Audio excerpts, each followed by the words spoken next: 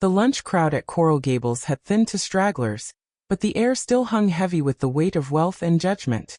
I sat in the corner booth, the one no one noticed, the one perfect for hiding, with my translation software open and my swollen belly tucked as far under the table as physics allowed. 6 months now. 6 months of carrying a secret that was becoming impossible to conceal beneath oversized sweaters and strategic positioning. The espresso I'd ordered an hour ago sat untouched and cold. I couldn't afford another one, and the cafe owner's glances had already turned pointed. I was the kind of customer who took up space without spending money.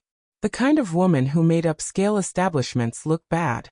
My fingers moved across the keyboard, translating legal documents from Spanish to Mandarin for a pharmaceutical company that treated me like a contractor with an expiration date. The pay was barely enough to cover my studio apartment in Wynwood, much less the mounting medical bills, or the lawyer I desperately needed, but couldn't afford to return calls from. 7 missed calls from my divorce attorney. Each one represented $150 I didn't have. Each one was another reminder that Daniel Cooper, my ex-husband, my former life, my greatest mistake, was still tightening the noose. The document blurred. My back ached from the constant pressure of the baby. I shifted in the wooden chair, trying to find a position that didn't scream exhausted and desperate, and failed. That's when I felt it. The shift in the cafe's energy. The kind of subtle silence that descends when someone important enters a room. Not famous important. Dangerous important. I didn't look up at first. I'd learned not to stare at people like that. People who commanded attention without asking for it. But the presence was so heavy, so deliberate, that my body reacted before my mind could. My shoulders tensed. My hands stilled on the keyboard. The footsteps that followed were unhurried. Deliberate. The kind of walk that suggested the world would wait. And then, Amanda. The voice cut through the cafe noise like a blade. I knew it instantly. Would have recognized it in my sleep, in my nightmares. I looked up slowly, dreading what I'd see. Daniel Cooper stood 3 feet from my table, his blonde hair perfectly styled, his blue eyes sweeping over me with an expression that started as surprise and curdled into something uglier. Something that made my chest seize. He wore a navy suit that probably cost more than my monthly rent. The fabric stretched across shoulders he'd always been proud of, designed to broadcast wealth and dominance. The woman beside him was everything I wasn't anymore. Thin. Polished. Wearing a burgundy dress that clung to her like a second skin. She looked me up and down with the kind of assessment women give each other in bathrooms and parking lots. Silent, swift, merciless. I apparently didn't register as a threat. Wow, Daniel said, and his mouth curved into something that might have been a smile on anyone else. I almost didn't recognize you. My throat closed. I hadn't seen him since I'd signed the divorce papers 8 months ago. Hadn't wanted to see him. Had rerouted my entire life to avoid this exact moment. Daniel. I kept my voice steady, a small victory. I didn't know you came here. I don't usually. His gaze dropped to my stomach, lingered there with an expression I couldn't read. Clearly you do though. When did this happen? The woman beside him shifted, her manicured hand sliding possessively around his arm. I should get back to work, I said, reaching for my laptop. But Daniel moved closer, blocking my exit from the booth with his body. Come on, don't be like that. I'm just surprised, that's all. He glanced at his girlfriend, then back at me, and I watched his face arrange itself into something that looked like concern. Like he actually cared. You look different. Different, I repeated flatly. Yeah, you know. He gestured vaguely at my body, and heat flooded my face. The cafe seemed to shrink. Other conversations faded into white noise. I was suddenly acutely aware of every person who might be listening, might be watching Daniel Cooper tell his fat ex-wife that she'd let herself go. You've gained weight. A lot of it. His eyebrows lifted in exaggerated surprise. I mean, I know the divorce was hard, but stress eating isn't the answer, Amanda. You should really take care of yourself. Remember when you wouldn't even eat carbs after 6? And now look at you. His girlfriend laughed. A tinkling sound that made my hands curl into fists under the table. You're a cruel man, I said quietly. Cruel. Daniel's expression hardened. I'm honest. There's a difference. Someone needs to tell you the truth and clearly. The lady asked you to leave. The voice came from behind Daniel. Deep. Measured. Dangerous in the way that doesn't need to raise its voice to command a room. Daniel spun around. I felt, more than saw, the moment his face went pale. A man stood in the cafe entrance. Late 30s, taller and broader than Daniel by several inches. He wore a black suit so perfectly tailored it looked like it had been painted onto him. His hair was dark, almost black, and his eyes were the kind that absorbed light instead of reflecting it. They landed on Daniel with the weight of a judge's gavel. I believe, the man continued, stepping forward with a casual grace that made every muscle in his body seem dangerous. The lady asked you to leave. He wasn't loud. Wasn't threatening in any obvious way. But the cafe had gone completely silent. Even the espresso machine seemed to hold its breath. Daniel's girlfriend tugged at his arm.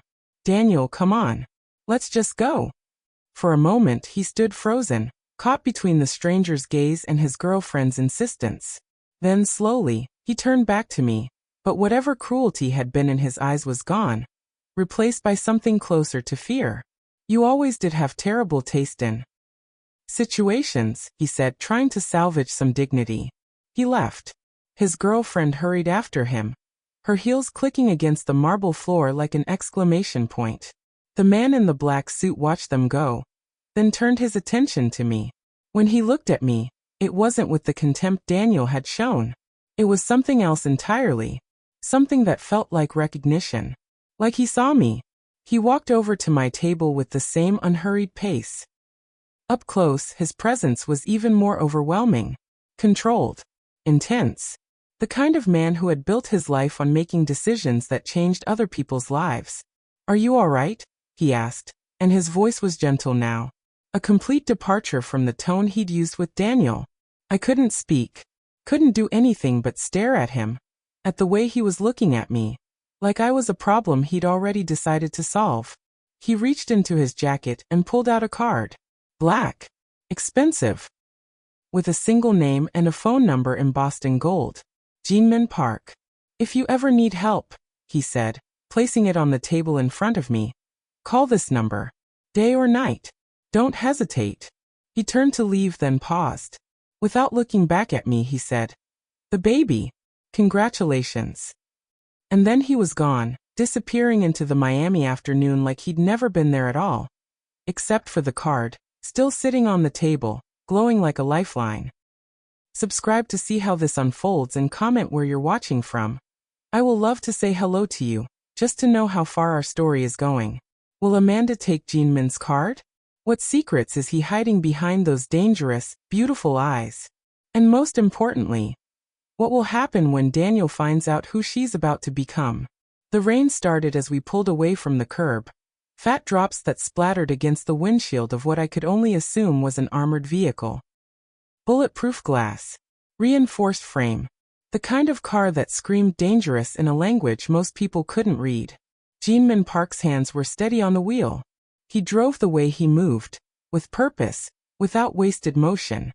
The Miami traffic parted for him like he'd negotiated with the universe itself. Where do you live? He asked, his eyes fixed on the road ahead. I gave him my address in Wynwood, half expecting him to pull over and reconsider this decision.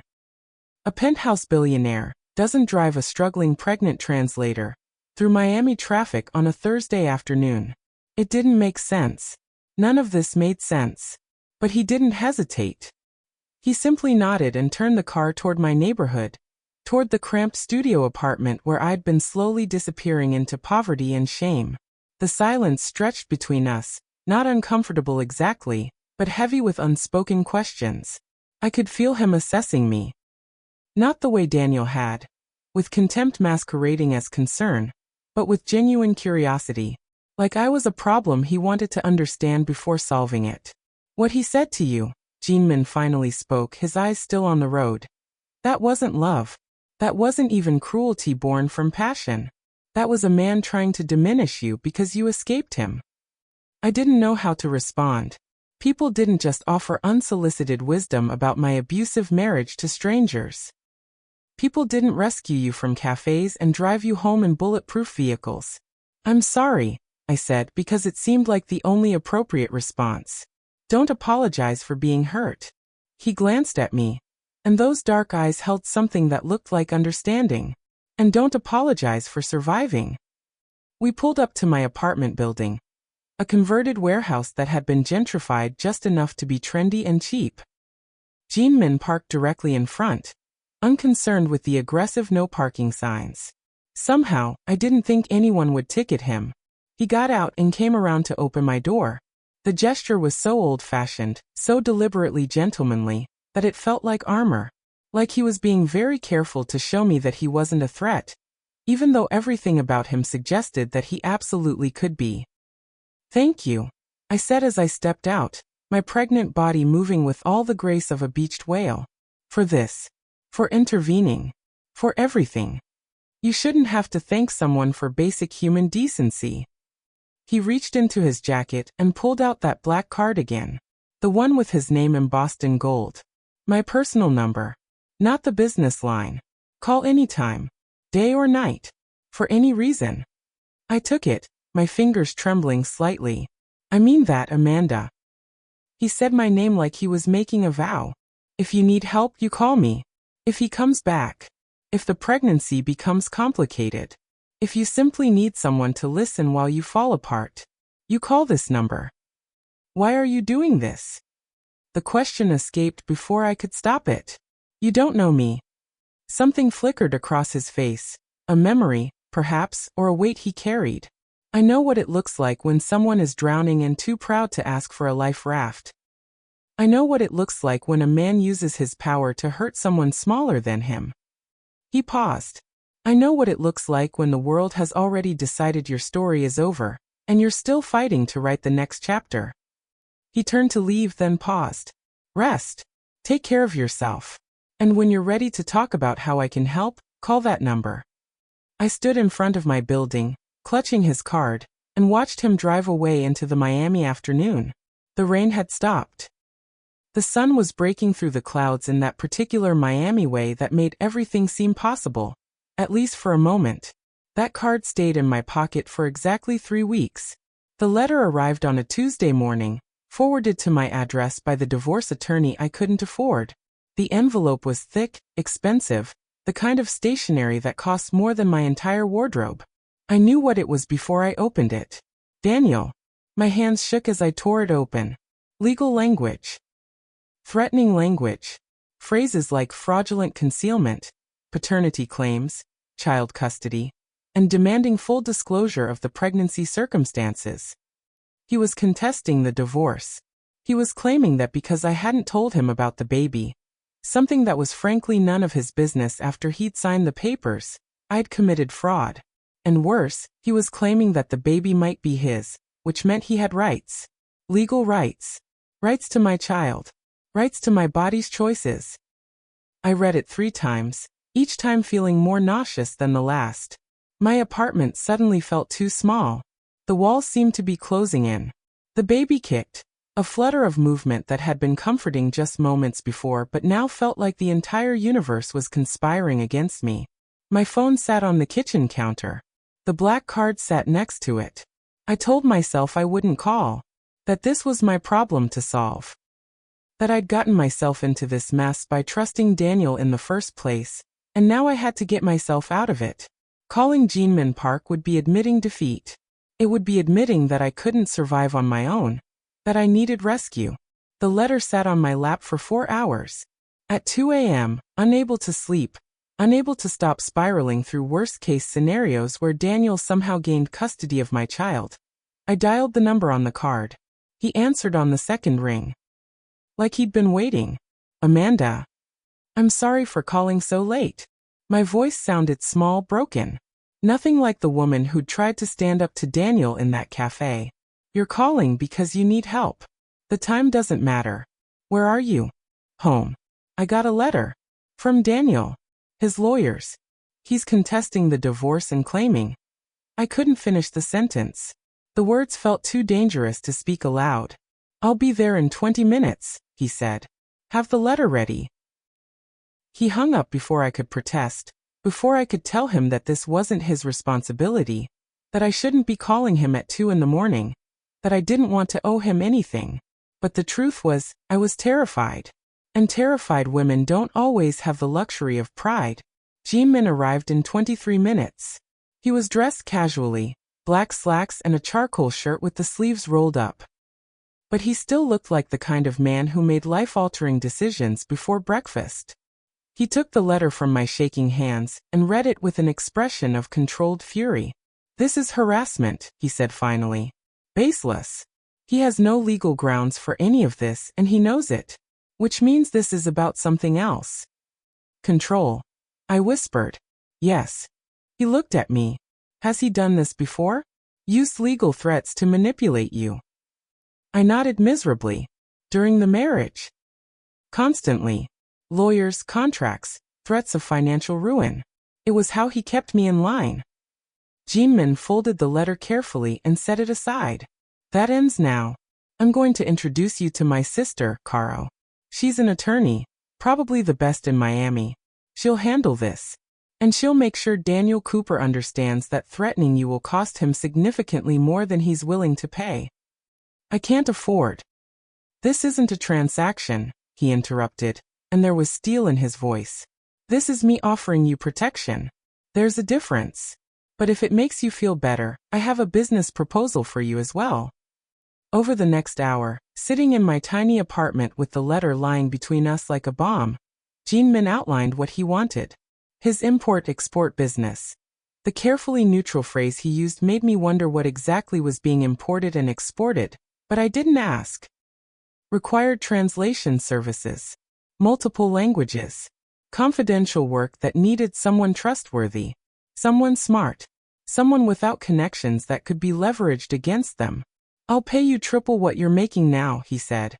"Full benefits. Legal defense covered. And in exchange, you work exclusively for me." "That sounds too good to be true," I said. "It's not," he replied. "You're worth more than you think. And I need someone I can trust with sensitive information." "That's genuinely rare."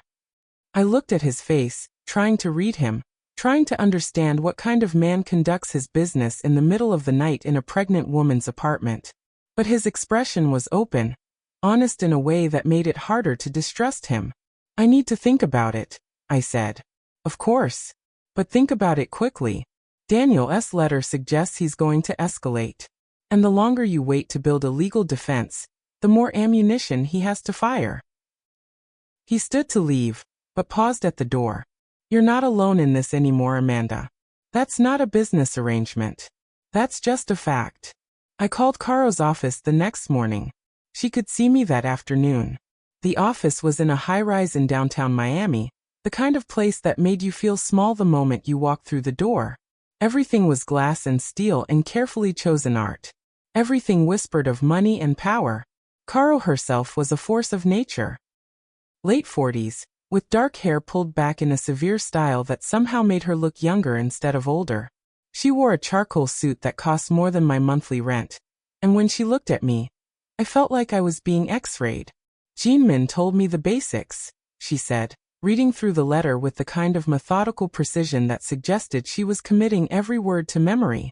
"This is not only baseless, it's libelous. He's essentially claiming you committed fraud against him, which he can't prove because the divorce was finalized before you were even showing.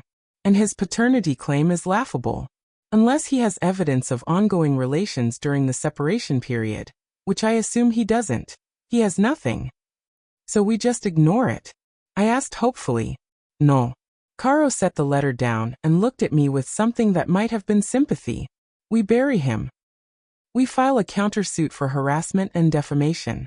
We request his financial records, which I suspect will show he's in far worse shape than his suit suggests. We demand a psychiatric evaluation.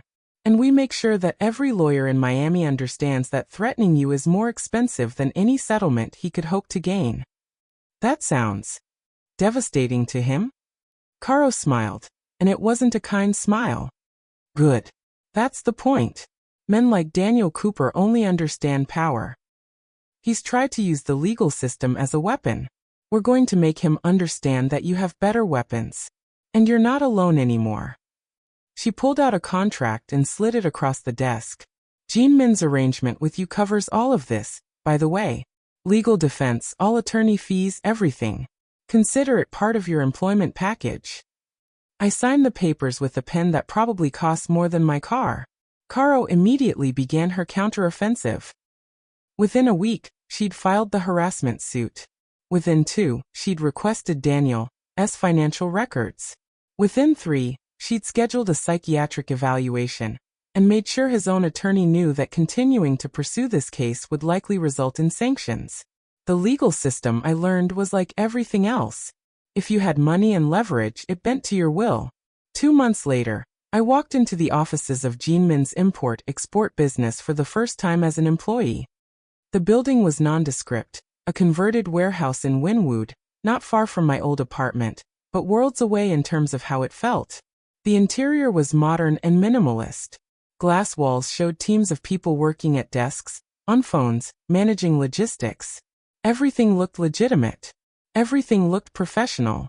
And everywhere I looked, I saw eyes that assessed me, that wondered what the pregnant translator was doing here, that speculated about my relationship with Jin Min Park. He was waiting for me in his office on the 3rd floor. Floor-to-ceiling windows overlooked Miami. The city sprawled out like a kingdom he'd already conquered. He looked up from his desk when I entered and smiled. A genuine smile that softened the dangerous angles of his face.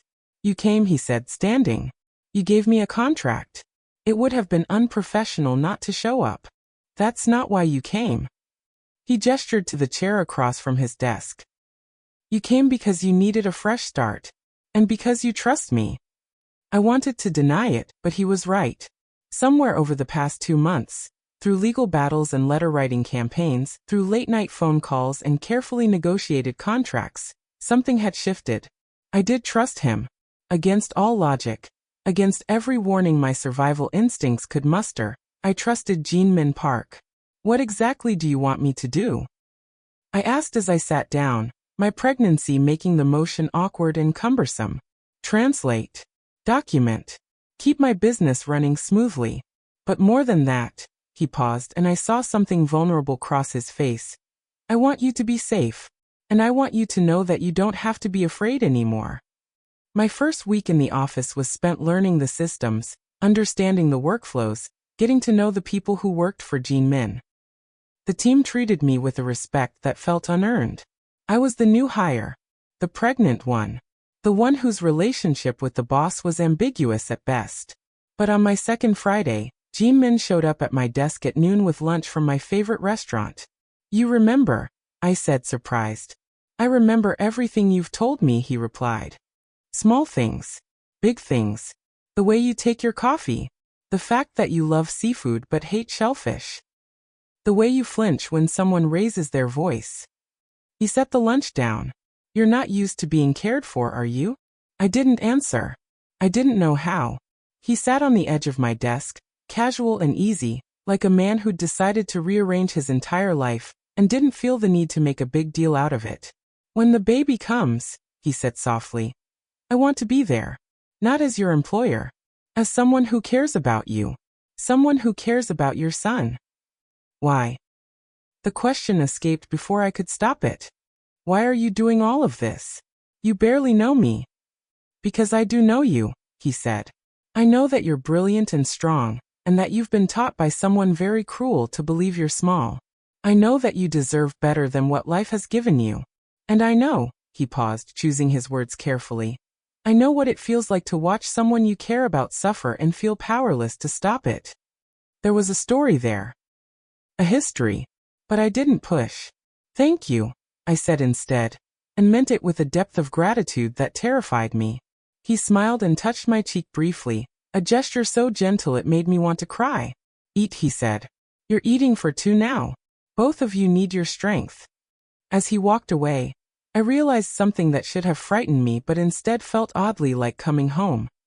I was no longer the woman in the corner booth, trying to hide. I was becoming someone new. Someone with protection. Someone with possibility. And it had all started with a man who'd shown up in a black suit and seen me when no one else would. Daniel's lawyers withdrew from the case 3 months later. The letter came to Caro's office on a quiet Thursday morning. He was dropping all claims. He was accepting the divorce settlement as originally written. He was admitting no wrongdoing, but he was done. Finished. Defeated. Caro called me with the news, and I remember standing in Jinmin's office when I got off the phone, not quite believing it was real. He's gone. Jinmin asked, looking up from the documents he'd been reviewing. He's gone, I confirmed. Jinmin stood and pulled me into an embrace that felt like victory and possibility, and the beginning of something I was too afraid to name. I was 7 months pregnant, my body aching, my emotions raw from months of legal warfare and constant stress. But for the first time since I'd discovered I was pregnant, I felt like I could breathe. We should celebrate, Jinmin said, pulling back just enough to look at me. There's something I want to show you. That something turned out to be a house. Not far from Coral Gables, in a neighborhood I'd never be able to afford on my own. 3 stories with a wraparound porch and gardens that actually grew things. A nursery on the 2nd floor, already painted a soft yellow. A master bedroom the size of my old apartment. What is this? I asked, my voice shaking. Home, Jinmin said simply. Our home. If you want it to be. I wanted to say no. I wanted to maintain some semblance of independence, some barrier between the desperate woman I'd been and whoever I was becoming. But standing in that empty house with Jinmin, 8 months pregnant with his protection wrapped around me like a shield, I found I didn't have it in me to refuse. Yes, I whispered. And as he led me through the rooms, explaining which one would be the nursery, which one would be an office for my translation work, my body finally released the tension it had been carrying since the day Daniel had humiliated me in that cafe. I had survived. Not just survived, transformed. From victim to protected. From powerless to partnered. And the story of who I was becoming was only just beginning. The labor started on a Tuesday night in the shower. I was 34 weeks pregnant, which meant the baby was early, 2 months early, and when the first contraction hit, I knew something was wrong. The pain was different from the Braxton Hicks contractions I'd been having. This was real. This was my body telling me that my son wanted to meet the world right now. Consequences be damned. Jinmin. I called out, gripping the shower wall as another contraction ripped through me. He appeared in the doorway within seconds, already assessing the situation with the kind of calm that made me think he'd been waiting for this, preparing for this, the way he prepared for everything else in his life. Hospital, he said, and it wasn't a question. The drive was a blur of contractions and breathing exercises and Jinmin's steady hand holding mine. He drove with one hand and kept me grounded with the other, whispering reassurances that didn't mean anything logically, but felt like lifelines anyway. He's early, I gasped between contractions. He's ready, Jinmin replied. And we're ready. We're going to get through this together. The hospital intake process felt like it took a year. Forms and questions and nurses who looked at me with varying degrees of concern. The baby was early. The baby was small. There might be complications. Might being the operative word that nobody wanted to define too clearly. But Jinmin was there for all of it. He cut through the bureaucracy with the kind of quiet authority that made people jump to attention. He made sure I had a private room. He made sure the doctors understood that his presence was non-negotiable. He held my hand through 12 hours of labor, and never once looked away from my face. And when Jaden arrived, small and fierce and perfect, Jinmin cried. Not the polite tear or two that people cried at weddings. He cried like his heart was breaking open in the best possible way. Like the universe had handed him something he didn't know he was supposed to want but couldn't imagine living without now that he had it. He's ours, I whispered, looking at the tiny creature in the bassinet beside my hospital bed. He's ours, Jinmin confirmed, kissing my forehead. And I'm going to spend the rest of my life making sure he knows he's wanted. That he's loved. That he matters. You mean that, I said. I mean that more than I've meant anything in my entire life, he replied. And something in his voice, something honest and raw and unguarded, told me he was telling the truth. He stayed at the hospital for 3 days. He slept in the uncomfortable chair beside my bed. He learned how to change diapers and bathe a newborn. He stared at Jaden with an expression that suggested he was trying to memorize every detail, every moment, as if he was afraid he might wake up and discover this was all a dream.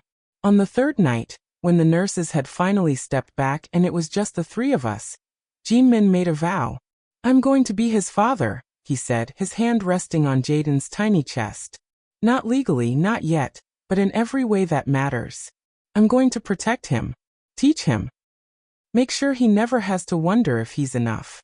I'm going to be the man I wish I had, so he never has to be broken the way so many of us are." I reached over and took his hand. "He's lucky to have you." "He's lucky to have you," Jinmin corrected.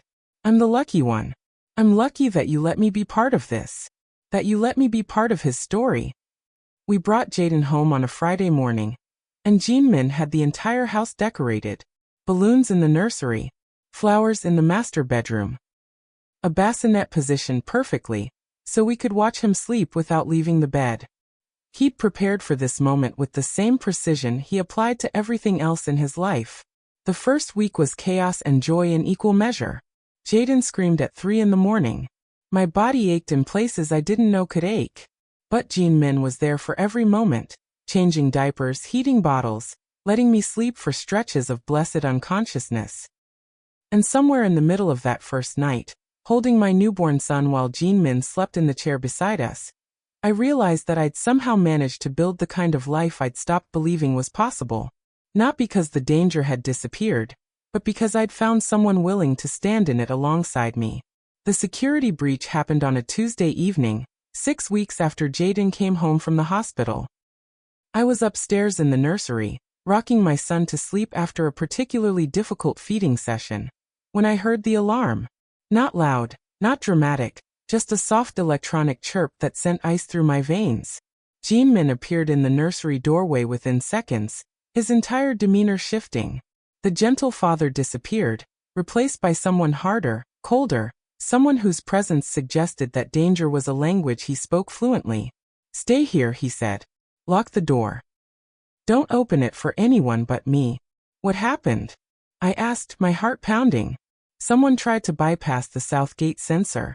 It's probably nothing. Probably just a malfunction. But I'm going to check it out.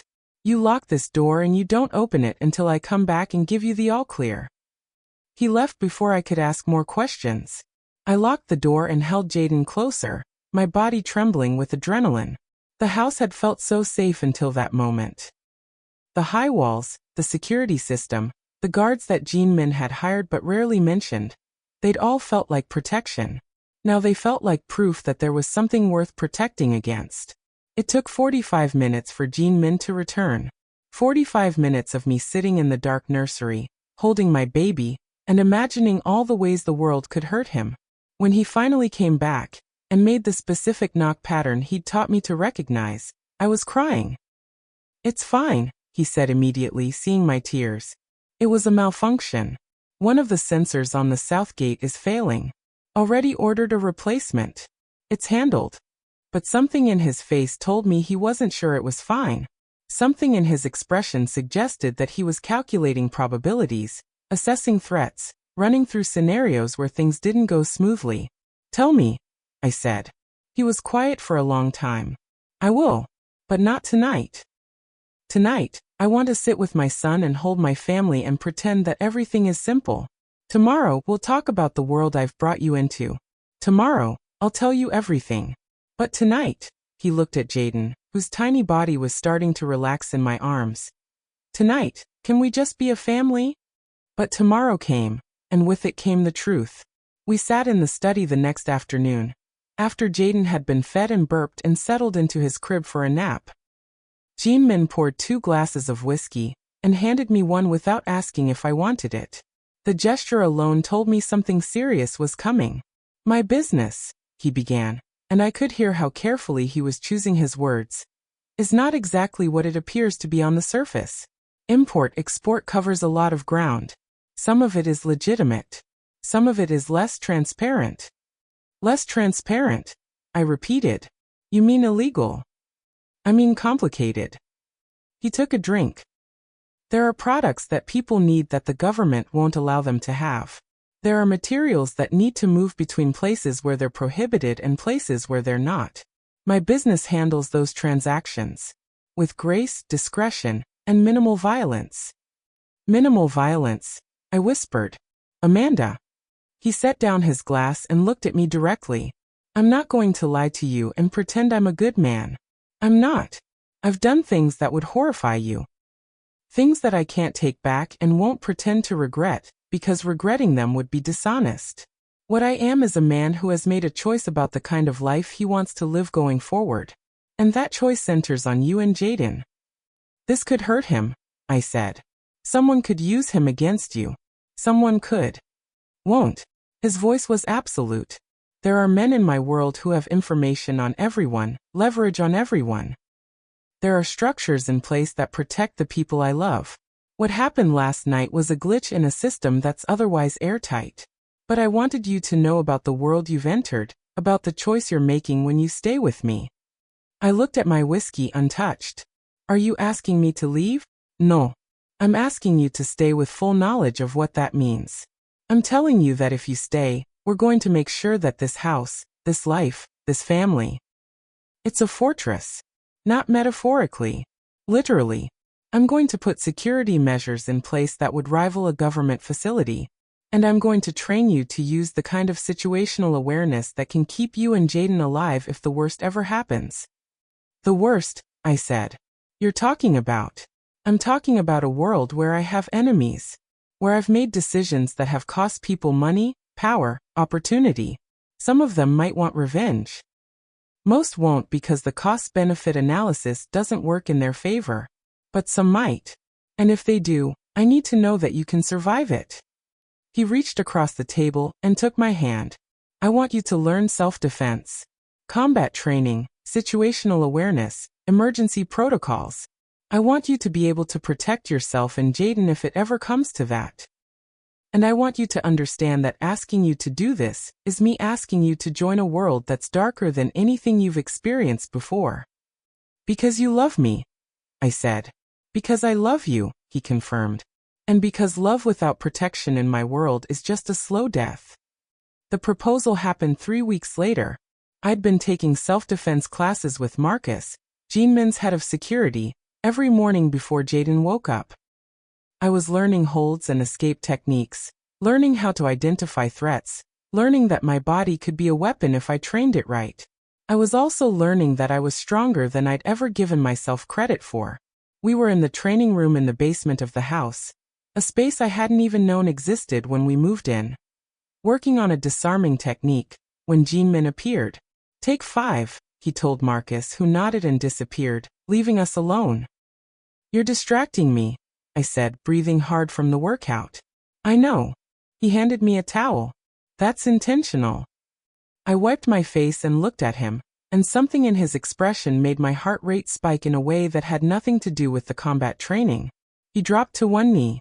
Amanda, he said, and his voice was steady in the way that told me he'd thought about this moment carefully, rehearsed the words, made sure they were exactly right. I never believed in love. I built my life on power and leverage, and the assumption that people were fundamentally selfish.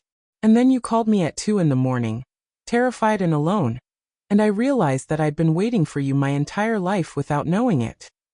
He pulled out a ring, not ostentatious, not trying too hard, just a simple band of white gold with a diamond that caught the light and threw it back like a promise. I want to marry you. I want to wake up next to you every morning for the rest of my life. I want to watch you raise Jaden. Watch him grow up with a mother who teaches him that love is worth fighting for. And I want to give you a name that means something in my world. I want to make sure that anyone who might ever think of harming you understands that harming you means facing the full force of my power. He held the ring up. Marry me, Amanda. Be my wife. Be Jaden's mother in every way that matters. Be the woman who saved me from being just another powerful, empty man. I couldn't speak. I couldn't do anything but cry and nod. And when he slid the ring on my finger, it felt like my life was splitting into 2 distinct chapters. Before this moment and after. Yes, I finally managed to say. Yes to everything. Yes to you. Yes to this life, even the dark parts. Especially the dark parts, because they're the parts where you'll be protecting us. He kissed me there in the basement training room, with my hands still wrapped in tape from the combat drills. And it felt like the truest moment of my entire life. The wedding was planned for October, 3 months away.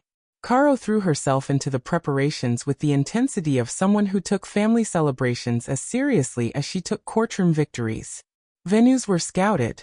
Designers were hired. Guest lists were carefully curated to include only people we trusted. And somewhere in the middle of trying on wedding dresses and tasting cake samples, I missed my period. I discovered I was pregnant with our second child exactly 1 week before the wedding. The test was positive before I even finished peeing on it. Bright blue plus sign that suddenly made my entire world reorganize itself around a new reality. I sat on the bathroom floor of our bedroom, staring at that test, and felt something shift inside me. Jimin had said he wanted a life with me. He'd said he wanted a family. But I don't think either of us had expected it to happen this quickly, this definitively, this completely. Jimin found me there 10 minutes later, still holding the test, still staring at it like it might change its answer if I looked long enough. Amanda. He knelt down beside me, and I watched the exact moment the situation registered. His eyes went to the test. Went to my face. Saw the tears I hadn't even realized I was crying. "We're having a baby," I whispered. He took the test from my hands and looked at it, and then he was laughing, really laughing, in that open, unguarded way that I'd learned to recognize as genuine joy. "We're having a baby," he repeated. "Right now? Already?" "Tomorrow is the wedding," I said. "We're going to walk down the aisle pregnant. Not just pregnant." He pulled me into his arms, careful of the precarious position I was in on the bathroom floor. Carrying my heir. Carrying the future of everything I've built. But more than that, carrying a symbol that you chose me. That you chose this life. "I chose you," I confirmed. "From the moment you showed up in that cafe, I think I was choosing you." He pulled back just enough to look at me. "I need to tell you something. About the pregnancy. About what this means in my world." "Tell me," I said. "In the circles I move in, there's power in bloodline. In legacy. You're not just carrying my child, you're carrying proof that my line continues, that there's someone who comes after me. It matters to people. It changes how they view me, how they view you. It means that every protection I put in place becomes even more critical. Because they'll know I'm carrying something valuable to you," I said, understanding. "Because the world will know that I have something to lose," he corrected. "And men who have something to lose are both more dangerous and more vulnerable than men who have nothing." "Will it make us a target?" I asked, the question I'd been afraid to ask fully formed. "Yes," he said, and I loved him for the honesty. "It will. But it will also make us untouchable. Because anyone who threatens this family will understand that the retaliation will be absolute and complete." I rested my hand on my stomach, on the tiny existence that was already reshaping our future. "Then we'd better make sure they understand not to mess with us." Jimin smiled. That dangerous smile that I'd come to recognize as him being genuinely pleased. "We absolutely will." The wedding happened on a Saturday afternoon in October. I wore a dress that accommodated both my current pregnancy and the one I'd just discovered. Ivory silk that draped elegantly over the new softness of my body. My hair was down, long, flowing. I looked like a woman who knew her own power, and that was because in the weeks since the wedding was planned, I'd learned to claim it. The ceremony was small, just immediate family, close friends, a handful of Jimin's business associates who I now understood were there to witness that I was officially under his protection. Caro stood beside me as my bridesmaid, and she looked like she was ready to take down anyone who tried to stop this wedding from happening. When Jimin saw me walking down the aisle, his entire face transformed. The controlled businessman, the dangerous man, the person who'd been taught by his world to hide anything that resembled emotion. He let it all show. He let me see how much this mattered. How much I mattered. The vows were ours, not generic religious language, but actual promises about the future we were building. I promised to be his partner, to fight alongside him, to raise our children to be strong and aware and unafraid. He promised to protect me, to love me, To never use the power he had in a way that could hurt me. When the officiant pronounced us married, when Jin-min kissed me, I felt like the final piece of my transformation was complete. I was no longer Amanda, the woman in the corner booth. I was Amanda Park, the wife of a powerful man, the mother of his children, the person who'd learned to stand up to monsters and survived. We cut the cake. We danced. We let people celebrate the fact that we were building something real and permanent and ours. And nobody at that wedding had any idea that we were walking into the greatest test we would ever face. The wedding night was supposed to be perfect. Jin-min had arranged for Jaden to stay with Karo and her family. He'd booked us a private suite at a hotel in Brickell. Something intimate and luxurious that felt both removed from our real life, and somehow more real than anything else. We'd danced until my feet hurt. We'd laughed until my sides ached. We'd felt, for the first time since the beginning of this journey, like we could simply be happy without bracing for the next crisis. Around midnight, Jin-min got a call.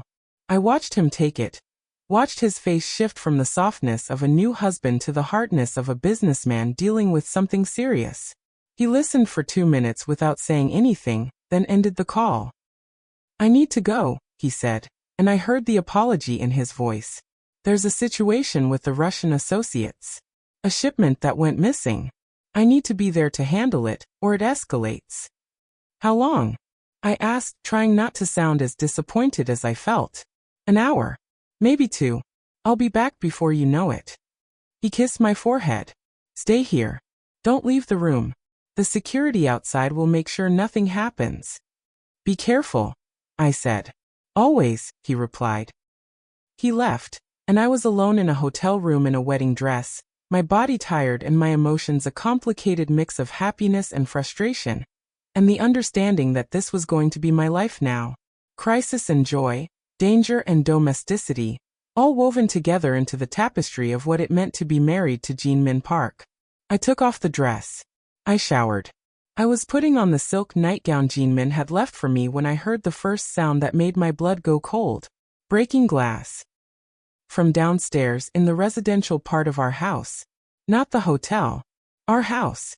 The place where Jaden was supposed to be sleeping, where I had trained myself to be his protector. I grabbed my phone and called Jin-min. "Someone's in the house." "What?" His voice was instant alert. "I heard breaking glass. Downstairs. I think." "Get to the nursery," he said. "Lock yourself in. Marcus has a team on the way. Don't engage. Just protect Jaden." But Jaden wasn't there. Jaden was with Karo. Which meant someone had broken into our house while it was empty except for the security system and the guards. Which meant either this was a robbery, or this was something else entirely. I moved through the dark house with a speed and awareness I'd learned from Marcus. Every shadow was a potential threat. Every sound was a trigger for the training Jin-min had insisted I complete. The front door was indeed broken, forced open, the lock shattered. The alarm was silent, which meant either it had been disabled or the study door was open. The safe was open. I moved to the nursery, locked the door and waited. But I didn't hide. Instead, I moved into the position Marcus had taught me, my body braced and ready, one of the heavy crystal vases from the bookshelf in my hand as a weapon. And that's when I heard a voice I never thought I'd hear again. "Amanda."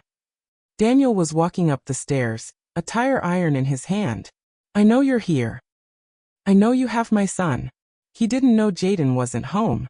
He didn't know that his ex-wife had transformed into a woman who could break bones and disarm attackers, and do what needed to be done to protect what mattered. "In here," I called, my voice steady and clear.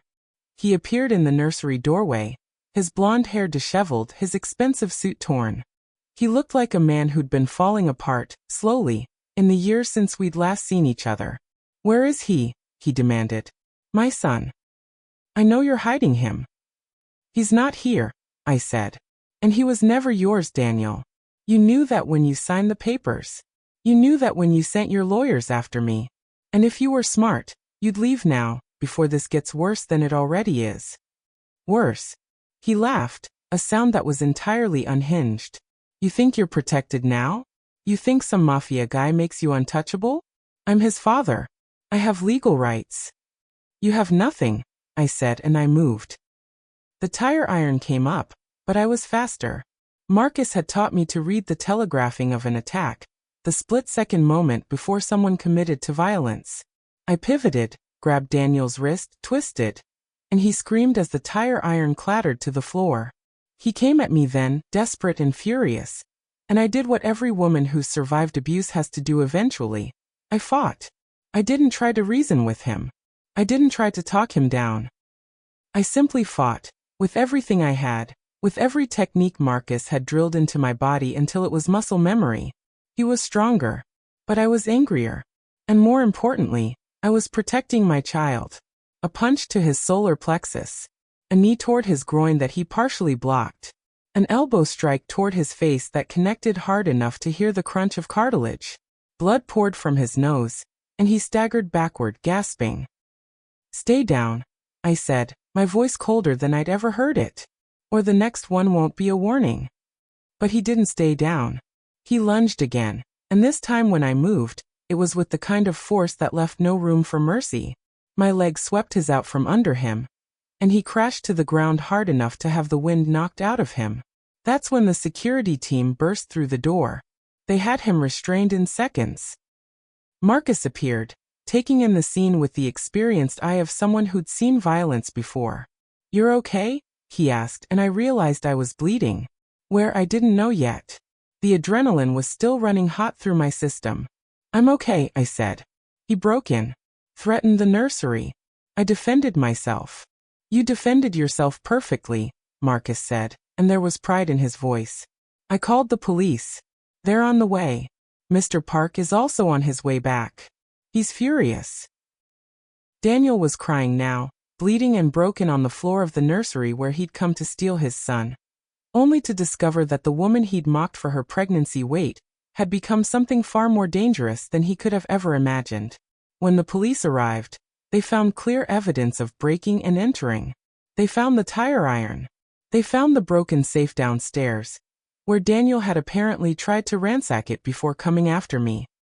And they found my statement, detailed and clear, about how I defended myself against an intruder. There was no ambiguity, no gray area. Just a man who'd tried to hurt a woman and learned, too late, that she was stronger than he'd ever given her credit for. Jimin arrived as the police were taking Daniel away, his shirt still slightly disheveled from where he'd been handling business with Russian associates. He took one look at me. At the blood, at the bruises that were already starting to form, at the way I was standing in the nursery where he'd promised I'd always be safe, and something in his face went completely still. "Show me," he said. I showed him. I explained what happened with the kind of calm clarity that came from having lived through trauma and survived it. I told him how I'd heard the breaking glass, how I'd moved to the nursery on instinct, how Daniel had confronted me, and I'd fought him, exactly the way Marcus had taught me. "He's arrested?" Jinmin asked. "Yes. Breaking and entering, attempted robbery, assault. The police have everything they need." Jinmin nodded slowly. "Good. Kara will make sure the charges stick. And she'll make sure that any bail he might be offered is set so high that he has no choice but to sit in prison waiting for trial." "Will he come back?" I asked. "After he's released?" "No," Jinmin said, and his voice was absolute. "Because after tonight, everyone in Miami will know that attempting to take something from me, or from anyone under my protection, has consequences that far exceed any potential gain." He pulled me into his arms carefully, mindful of the injuries I'd sustained. "I'm sorry I wasn't here." "I didn't need you to be here," I said, and realized it was true. I needed to do this myself. I needed to stand in that nursery and protect what matters and prove to myself that I could. And I did. He pulled back just enough to look at me. "You're the strongest person I know. Has anyone ever told you that?" "You're telling me now," I said. "I'm telling you now," he agreed. "And I mean it with everything I am." The legal aftermath took 3 months. Caro filed the charges herself, ensuring that every piece of evidence was documented. Breaking and entering, attempted robbery, assault, trespassing with a deadly weapon. The list went on. Daniel tried to claim that he was coming to retrieve his son, that he had legal rights, that I'd used excessive force in self-defense. But the nursery was empty. There was no child there. And the evidence of his forced entry, his weapon, his violence, was overwhelming. The judge, presented with all of this and with Caro's methodical destruction of every argument Daniel tried to make, sentenced him to 10 years in prison. Not light years. Not years where he'd be out on good behavior. Years that meant he'd be old when he got out, if he got out at all. Caro hugged me when we left the courthouse. He's gone, she said. You're free. Both of you are free. On the 1-year anniversary of the night Daniel broke into our house, Jean Min and I sat in the nursery with both our children. Jaden was running around now, small and fierce, demanding juice boxes and demanding attention. And our daughter, Lucia, was 6 months old, sleeping peacefully in her crib. We made it, I said to Jean Min. We did, he agreed. From a cafe in Coral Gables where a man tried to diminish you to here. A family. Protected. Safe. Ours. I thought about the woman I'd been. Hunched over her laptop, translating documents, trying to hide her pregnancy, her desperation, her shame. And I thought about who I was now. A woman who'd learned to defend herself. A woman who'd learned to love someone powerful and dangerous and true. A woman who'd built a life not by accident but by choice, by standing up, by fighting for what mattered. I'm glad you showed up in that cafe, I said. I'm glad you called me at 2 a.m, he replied. And we sat together in the soft golden light of the nursery, with our children sleeping around us, finally and completely safe. Subscribe to see how this unfolds and comment where you're watching from. I will love to say hello to you, just to know how far our story is going. Amanda and Jean Min have conquered their greatest threat, but what other dangers lurk in the shadows of his world? What secrets still remain untold? And how will this family navigate a life where love and danger are eternally intertwined?